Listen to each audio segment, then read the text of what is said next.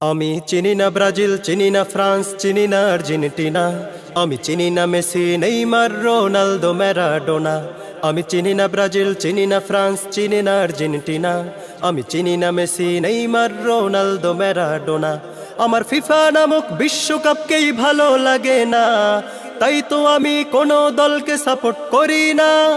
মুসলিম হয়ে কিভাবে সাপোর্ট করি তাদেরকে?